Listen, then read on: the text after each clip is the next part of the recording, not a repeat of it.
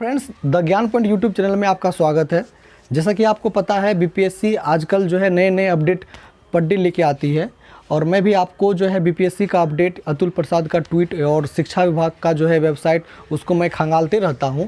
तो आज जो है बड़ी जो खुशखबरी निकल के सामने आई है, उसमें ये है कि शिक्षक भर्ती परीक्षा 19, 20, 26 और 27 अगस्त को होगी। यानी कहने का मतलब है कि 27 अगस्त, 26, 20 और 19 अगस्त, ये 4 दिन जो है आपकी परीक्षा होगी। इससे पहले भी मैं आपको वीडियो में बताया हुआ था कि 4 दिन आपकी परीक्षा चलेगी और निश्चित ही ये 4 दिन की परीक्षा का डेट कैलेंडर जारी कर दिया गया है। ये जो डेट है वो टेंटेटिव है, यानी इसमें जो है बदलाव हो भी सकता है, लेकिन अपने लोगों को मान के चलना होगा कि इसमें बदलाव ना के बराबर होगा, क्योंकि सरकार भी कहीं ना कहीं गंभीर है एग्ज़ाम को लेकर के। मामले को देख करके, क्योंकि मामला तो आप जानते हो, मामला तूल पकड़ चुका है, केस हाई कोर्ट में जा चुका है, लेकिन सरकार जो है चाहती है कि इस वैकेंसी को जो है जो माहौल से बचाया जा सके, जो माहौल में जा रही है, जैसे हाई कोर्ट का केस या विरोध प्रदर्शन, आक्रोश मार्च, नियोजित शिक्षकों का आक्रोश, 39 विधायकों का जो तांडव उधर चल रहा है अलग, तो उस चीज़ को देखते हुए तुरंत कैलेंडर जारी कर दिया ताकि विद्यार्थियों का जो है प्रेशर वो कम हो सके। लेकिन चलिए, मैं आपको वीडियो में बने रहिए, मैं आपको जो है और सारी बातें मैं बताने जा रहा हूं। आयोग ने वैकेंसी का प्रारूप शिक्षा विभाग को भेजा। जैसा कि मैं आपको बता दिया कि जो आयोग मुस्तैद है इस काम को लेकर के, कक्षा 1 से 12 तक के 1,70,461 शिक्षकों की भर्ती के लिए 19, 20, 26 और 27 अगस्त को परीक्षा होगी। ये देखिए, पहली जो परीक्षा होगी 19 तारीख को, वो भाषा की परीक्षा होगी।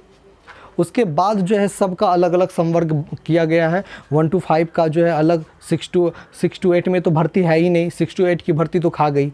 तो आप ये मान के चलिए कि बिहार पब्लिक सर्विस कमीशन यानी बीपीएससी ने गुरुवार को परीक्षा की संभावित तिथि, ये देख लीजिए संभावित है, ये संभावित तिथि है, जो ताकि चाहती है कि नियोजित शिक्षक का जो प्रेशर है, जो आम लोगों पर, बिहार के युवाओं पर जो पड़ रहा है, या 2021-23 के जो सेशन के बच्चे हैं या सीटेट बीटेट अभ्यर्थी हैं, सब कहीं ना कहीं लामबंद हो जाएं और अपनी तैयारी में लग जाएं। तैयारी तो ज़रूर है ही, लेकिन जो है विरोध, जो नियमावली का जो हो रहा था, उस विरोध को कम करने का ये एक सार्थक प्रयास बिहार सरकार का माना जाएगा। देखिए, 2 घंटे में होगी 150 अंकों की परीक्षा, निगेटिव मार्किंग भी होगी। आप देख लीजिए, जैसा कि आपको ये बताया गया था कि निगेटिव मार्किंग नहीं होगी।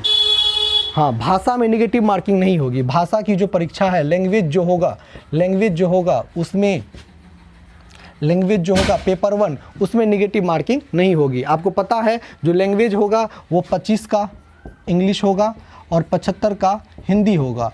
तो ये जो है, ये दोनों मिलाकर के आपको 30 नंबर लाना है, जिसमें नो निगेटिव मार्किंग नहीं है। ये एक अच्छी बातें हैं, जिसमें टेंशन वो बच्चे को बहुत कम होगा।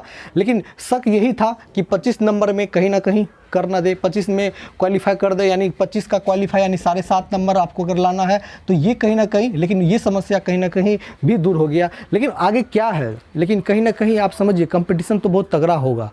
क्यों तगड़ा होगा, इस बात को आपको मानना पड़ेगा, क्योंकि 1 to 5 में, खास करके 1 to 5 में सारे जो योग्यता रखने वाले जो शिक्षक अभ्यर्थी हैं वो सारे सम्मिलित होंगे। तो बीपीएससी ने शिक्षा विभाग का जो प्रारूप भेजा है, उसके अनुसार 2 घंटे में 150, कितने, 2 घंटे में 150 अंकों की परीक्षा होगी। देख लीजिए, 2 घंटे में 150 अंकों की परीक्षा है। 2 घंटों में 150 अंकों की परीक्षा होगी। इसमें निगेटिव मार्किंग भी होगी। एक प्रश्न के 5 विकल्प होने की स्थिति में 4 प्रश्नों के गलत उत्तर पर 1 अंक कटेगा। आप देख लीजिए, यानी कहने का मतलब है कि अगर वो एक बी, सी, डी और एक ई, यानी 5 ऑप्शन आपको दिया जा सकता है। अगर ये 5 ऑप्शन दिया जा सके, तो ई वाला जो ऑप्शन होता है, इसमें या तो होता है ऑल या होता है नो। कहने का मतलब इनमें से सभी या इनमें से कोई नहीं। यानी कहने का मतलब है कि जो 5वां जो ऑप्शन होगा, 5वां ऑप्शन में ये होगा इनमें से सभी, इनमें से कोई नहीं। ये जो 5वां ऑप्शन है, कहीं ना कहीं ये पीड़ादायक है। क्यों पीड़ादायक है, आप समझिए। जिस बच्चे को या जिस अभ्यर्थी को डिटेल नॉलेज होगा, वही इस चीज़ को बना पाएगा। तो अगर 5 विकल्प होने की स्थिति में 4 प्रश्नों के गलत उत्तर पर 1 अंक कट जाएगा। कहने का मतलब है कि अगर आप 4 प्रश्नों के उत्तर दिए हैं, गलत दिए हैं, अगर आपने 5 प्रश्न बनाए, आपने कितने प्रश्न बनाए, 5 प्रश्न बनाए। 5 प्रश्न में आपने एक प्रश्न सही बनाया और 4 प्रश्न गलत बनाया। देख लीजिए, एक प्रश्न सही बनाया और 4 प्रश्न आपने गलत बनाया, तो आपको मार्क मिलने वाला है 0। आपको मार्क कितना मिलेगा? 0 मिलेगा, क्योंकि आपके 4 गलत होने पर 1 अंक कट जा रहे हैं, तो आपको मार्क मिलेगा 0। इस हिसाब से समझ जाइए। अगर 4 विकल्प होने की स्थिति में 3 गलत उत्तर पर 1 अंक कटेगा, तो ये आप समझ जाइए। यानी 4, अगर कहने का मतलब है 4 विकल्प होने की स्थिति में 3 गलत उत्तर होगा। यानी आपने 4 क्वेश्चन बनाया और आपने 3 सही बनाया, 3 गलत बनाया और 1 सही बनाया, तो आपके भी मिलने वाले हैं अंक 0। यानी इस चीज़ को समझिए। कहने का मतलब है कि आपको सब ज़्यादा से ज़्यादा क्वेश्चन को सही करना पड़ेगा। ज़्यादा से ज़्यादा क्वेश्चन आप सही करोगे तब वो आपके लिए वो फ़ायदेमंद है। यानी कहने का मतलब है जो ऑथेंटिक नॉलेज है वही आपके साथ रहेगा। तो इस चीज़ से आप समझ जाइए। लेकिन नियम के अनुसार ये गलत है। आपको गवर्नमेंट को ये कहीं ना कहीं क्लियर कर देना चाहिए कि 4 ऑप्शन रहेगा कि 5 ऑप्शन रहेगा, ये क्लियर कर देनी चाहिए। क्योंकि हर एक एग्ज़ाम में आपको देखा गया है कि 0.25 का अंक कटता है। अगर 4 रहता है तो 0.25 का अंक कटेगा, जो उचित भी है। वही इसमें भी है कि 0.25 कितना है? 0.25 यही रहना ही चाहिए। लेकिन अगर ये 5 ऑप्शन कर दिया जाएगा तो आप समझ जाइए कि 5 ऑप्शन में अगर 1 सही है, आपने 5 क्वेश्चन बनाया, 1 सही है और 4 गलत है, तो आपके 0 अंक मिलेंगे। यानी आपको सही ज़्यादा करना पड़ेगा, यानी सही आपको ज़्यादा करना पड़ेगा। एक और एग्जाम्पल से आप समझ जाइए कि मान के चलिए कि आपने 20 क्वेश्चन बनाए, ठीक है? तो 20 क्वेश्चन बनाए, 20 क्वेश्चन आपने सही किया और 20 क्वेश्चन में 20 क्वेश्चन में आपके जो सही हुए वो हो गए आपके 12, ठीक है? और 8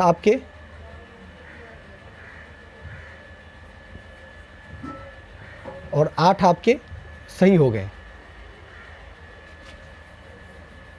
और किसी भी उम्र के नियोजित शिक्षक कर सकेंगे आवेदन। देखिए, शिक्षा विभाग ने गुरुवार को कहा कि अब किसी भी उम्र के नियोजित शिक्षक परीक्षा में शामिल हो सकते हैं। कहने का मतलब उनके लिए उम्र सीमा खत्म कर दी गई है। ये एक बड़ा अपॉर्चुनिटी है नियोजित शिक्षकों के लिए कि नियोजित शिक्षकों के लिए जो कहा जाता था कि 10 वर्ष की उम्र, 15 वर्ष की उम्र, ऐसा नहीं है। आपको उम्र सीमा छूट कर दी गई है। ये एक जो है बहुत अच्छा नियोजित शिक्षकों के पक्ष में है। स्टेट उत्तीर्ण अभ्यर्थियों के उम्र में, जो स्टेट उत्तीर्ण अभ्यर्थी उनके उम्र में 10 वर्ष की छूट मिलेगी। कितने वर्ष की मिलेगी? 10 वर्ष की छूट मिलेगी। यानी अनारक्षित वर्ग के शिक्षक पात्रता परीक्षा उत्तीर्ण अभ्यर्थी 47 साल में भी कहीं ना कहीं इस परीक्षा में शामिल हो सकते हैं। देखिए, आप फिर से समझिए। यानी स्टेट अभ्यर्थी जो हैं, स्टेट अभ्यर्थी जो पास हैं, उनको 10 वर्ष की छूट मिलेगी। जो नियोजित हैं, जो पहले से कार्य कर रहे हैं, शिक्षक में अपना महत्वपूर्ण योगदान दे रहे हैं, उनको जो है उम्र सीमा ख़त्म, उनकी उम्र सीमा जो है कोई मतलब नहीं है। यानी उनको वो परीक्षा में बैठ सकते हैं, उनके लिए कोई बैरियर उम्र सीमा नहीं है। ये नियोजित शिक्षकों के लिए अपॉर्चुनिटी है। ये बहुत बड़ी अपॉर्चुनिटी गवर्नमेंट ने नियोजित शिक्षकों के लिए दी है। तो आप देख सकते हो कि अब जो तैयारियां हैं, उस तैयारियों को जो है एक अच्छा रूप देने के लिए सबको आगे बढ़ना पड़ेगा। क्योंकि ये विरोध प्रदर्शन तो चलता ही रहेगा, सब आवाज़, हम सभी मिलकर आवाज़ उठाते ही रहेंगे कुछ ना कुछ। तो लेकिन देखिए, लेकिन जो है तैयारी छूटना नहीं चाहिए। क्योंकि आप समझ जाइए, सरकार अगर कहीं ना कहीं अपना दृढ़ संकल्पित अगर है तो अपने लोगों को भी कहीं दृढ़ संकल्पित रहना पड़ेगा। तैयारी उसी ज़ोर शोर से करना है, विरोध के साथ साथ तैयारी भी ज़ोर शोर से चले, तो वो उसमें कहीं ना कहीं नियोजित शिक्षकों के लिए फ़ायदा है, सीटेट बीटेट अभ्यर्थियों के लिए भी यह फ़ायदा है।